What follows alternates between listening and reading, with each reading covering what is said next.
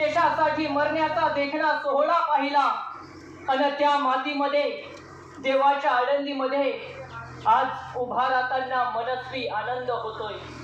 खरं तर आज 19 फेब्रुवारी म्हणजेच शिवजयंती या निमित्ताने शिवप्रतिष्ठान गुंडे यांनी मला इथं बोलण्याची संधी उपलब्ध करून दिली। मी त्यांचा प्रथमतः आभार मानतो।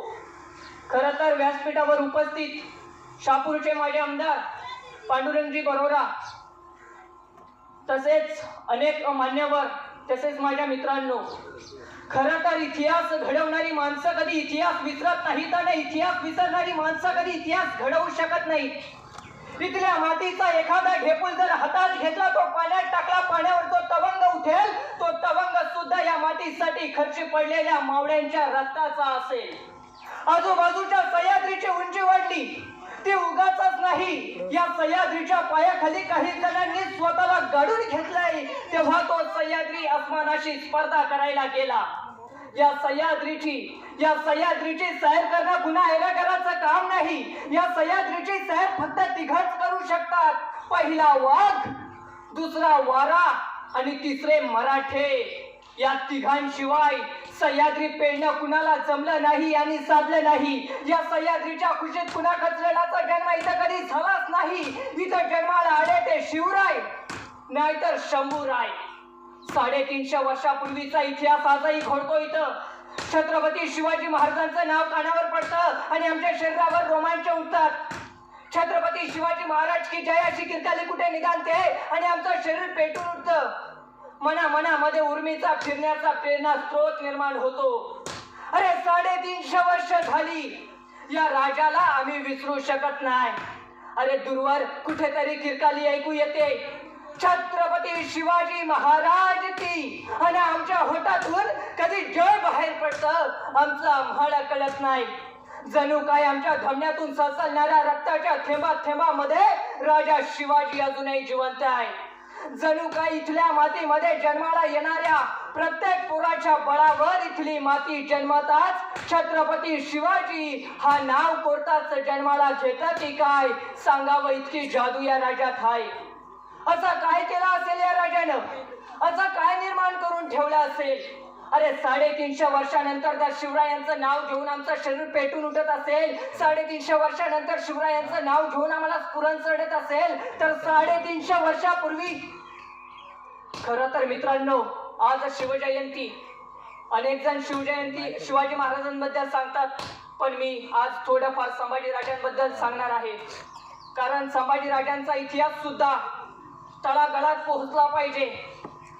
खुद्द छत्रपतींच्या खुशीत आणि महाराष्ट्राच्या मुशीत जन्माला आलेला संभाजी राजा कसा असेल, कसा उभा राहिला असेल, कसा घडला असेल, कसा असेल शौर्य, कसा असेल धैर्य, कसा असेल धाडस, कसा असेल साहस, कसा असेल अभिमान, कसा असेल स्वाभिमान, कसा असेल पराक्रम, कसा असेल नेतृत्व, व्यक्तित्व, कर्तृत्व, अरे कसा असेल संभाजी। 14 मे 1657 पुरंदरवर या शिवरत्नाचा जन्म झाला आणि ज्येष्ठ पुत्राची याद म्हणून जिजाऊ माँसाहेबांनी त्यांचं नामकरण केलं संभाजी। आणि जिजाऊ नावाच्या चालत्या बोलत्या विद्यापीठामध्ये संभाजी राजांचं शिक्षण चालू झालं। बघता बघता संभाजी राजे लिहिणं वाचता शिकले, चालणं बोलणं शिकले, पळणं खेळणं शिकले। नाना कला, नाना विद्या, नाना गुण त्यांना आत्मसात झाले। 1 नाही, 2 नाही, 3 नाही, 4 नाही, तब्बल 16 भाषा संभाजी राजांना यायला लागल्या। मराठी येते, उर्दू येते, फारसी येते, कानडी येते, तमिळ येते, मल्याळ येते, हिब्रू येते, पाली येते आणि संस्कृत सुद्धा संभाजी राजांना येते। नीतिशास्त्र, प्रभाषशास्त्र, धर्मशास्त्र या सगळ्या शास्त्रांमध्ये संभाजी राजे तेज तरतरवेद झाले। नुसता बुद्धीचाच गुण नव्हे, पण त्याच वेळी संभाजी राजांनी काव्यगुण सुद्धा जोपासला। संभाजी राजांनी वयाच्या 14व्या वर्षी बुधभूषणम नावाचा ग्रंथ संस्कृत मध्ये लिहिला। या ग्रंथामध्ये संभाजी राजे लिहितात, पद पदम पत्र समचरण जंगना विललित उदर लंबित विशालवर वर दीर्घत मुंडी करे देत चारी फल एक दंत औसुंड लवतारी जात सकल मल। हे संभाजी राजांनी संस्कृत मधून श्री गणेशाचं केलेलं वर्णन आहे। नखशिका, नायिका भेद, 7 शतक यांसारखे कैक ग्रंथ संभाजी राजांनी प्रसिद्ध केले आणि संभाजी राजांचा उत्तम कवी म्हणून संभाजीराजांचा नावलौकिक झाला.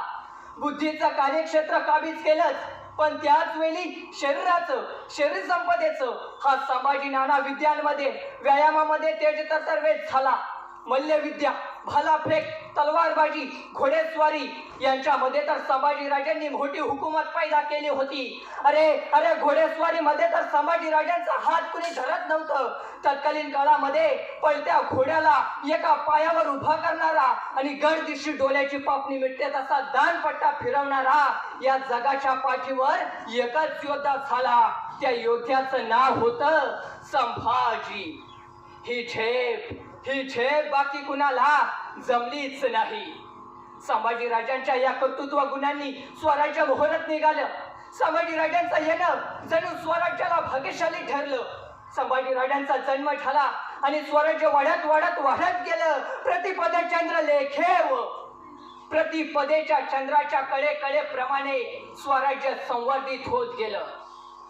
तत्कालीन काळामध्ये शिवाजीराजे औरंगजेबाच्या दरबारात कधी जात येत नव्हते, पण शिवरायांचे प्रतिनिधी म्हणून संभाजीराजे मात्र औरंगजेबाच्या दरबारात नेहमी जात येत असत. एके दिवशी असंच भर दरबारात औरंगजेबाने संभाजीराजांना विचारलं, संभाजीराजे, आपण उत्तम मल्लविद्या जाणता असं आम्ही ऐकून आहे. आपण उत्तम कुस्ती खेळता असं आम्ही ऐकलंय. मग संभाजीराजे, आमच्या दरबारात सुद्धा चांगले मल्ले आहेत.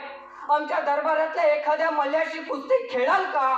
तसा 9 वर्षाचा छावा कडाडला. आम्ही फक्त आमच्या लायकीच्याच मल्ल्यांशी कुस्ती खेळतो आणि तुझ्या दरबारात माझ्या लायकीचा एकही मल्ल नाही. समाप्त. हे महाराष्ट्राचं पाणी होतं, महाराष्ट्राचा स्वाभिमान संभाजीराजांनी वयाच्या 9व्याच वर्षी औरंगजेबाला दाखवून दिलं. पण बघता बघता औरंगजेबाची मिठी आवळत गेली. शिवरायांचा गळा गुरमरू लागला. तत्कालीन काळामध्ये शिवरायांना बाहेर पडायला मुभा नाही, पण संभाजीराजे मात्र औरंगजेबाच्या दरबारापासून ते कुंभाराच्या वाड्यापर्यंत बिंदूक जात येत असत. सगळ्या सुटकेच्या चालीच्या जबाबदाऱ्या शिवरायांनी संभाजीराजांवर सोपवल्या आणि बघता बघता 3 एप्रिल 1680 छत्रपती शिवाजी महाराजांचं निधन झालं.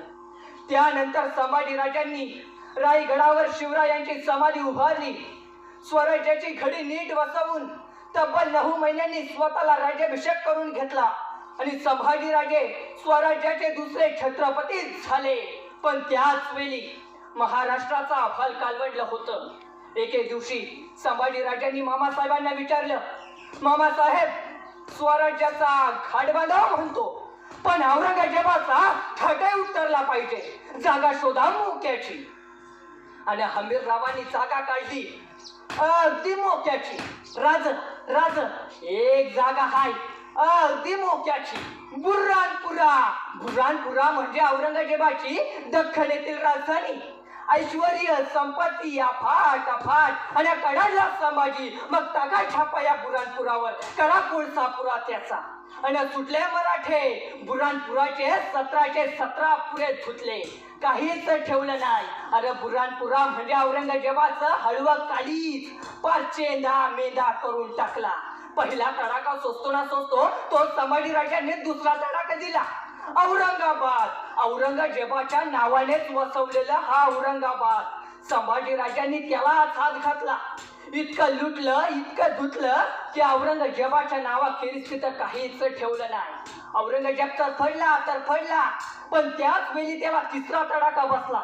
दसरुखुद औरंगजेबाचा मुलगा, त्याचा शहेजाद अकबर औरंगजेबाच्याच विरोधात उठला आणि आला चालून सरळ महाराष्ट्रात.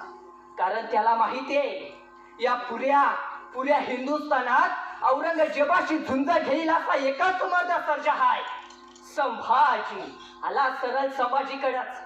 कारण औरंगजेबाला दुसरा कुणी नमवू नाही शकत, औरंगजेबाला दुसरा कुणी झुकवू नाही शकत आणि औरंगजेबाला दुसरा कुणी मातीत घालू नाही शकत. एकाच संभाजी. आणि संभाजीराजांनी याच अकबराला हाताशी धरलं आणि आपल्या राजकारणाच्या पटावरच्या चाली खेळायला सुरुवात केली. लागोपाठ 3 तडाखे बसलेला औरंगजेब चौतालला भयान वैतागला. आज्ञा मोह लुटावा असाच चौतालून उठला आणि उचललेली पावलं त्याने खासे दख्खनवर. अरे औरंगजेबाचं साम्राज्य म्हणजे आशिया खंडातील सर्वात मोठं साम्राज्य आणि संभाजी राजांचं स्वराज्य म्हणजे आशिया खंडातील सर्वात छोटं स्वराज्य. मनभर सैन्य कणभर मराठ्यांना चिरडायला निघालं.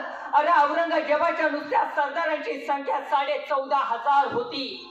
कैकनातलं शहेजादे अफाट अफाट 4 लाखाचं सैन्य, 14 कोटीचा खजिना, 40,000 हत्ती, 70,000 घोडी, 35,000 उंट, अफाट अफाट आला चालून महाराष्ट्रावर.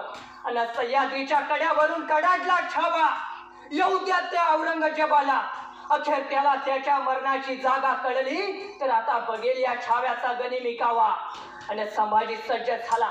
वय वर्ष अवघं 23. महाराष्ट्राचा अफाल कालोंडून गेलं होतं. या महाराष्ट्राला पकडायला औरंगजेबानं लगोपाठ मोहिमा लिगडल्या.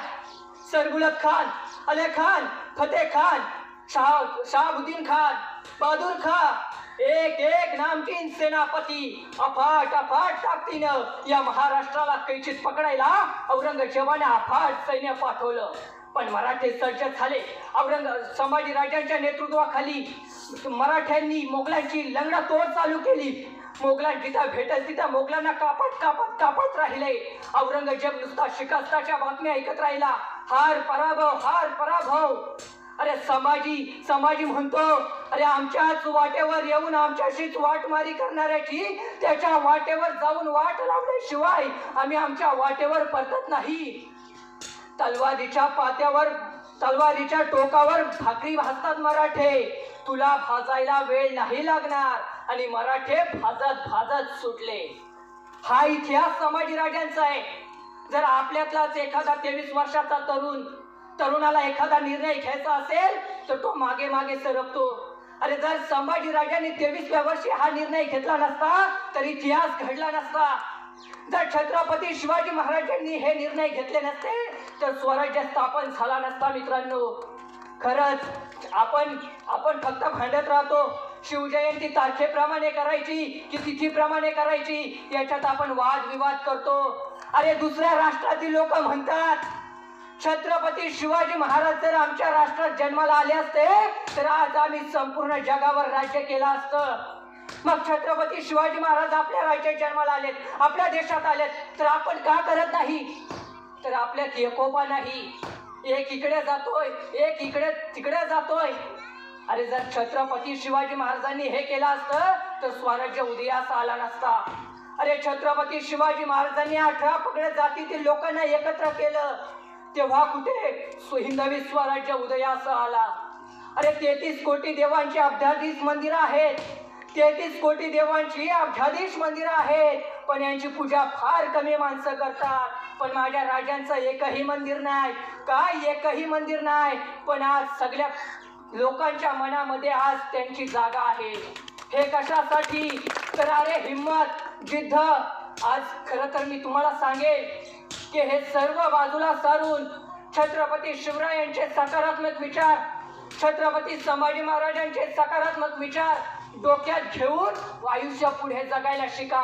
खरंच आयुष्यामध्ये नक्की बदल घडेल. एवढे बोलून मी थांबतो. जय हिंद, जय भारत, जय शिवराय, जय शंभूराय. धन्यवाद.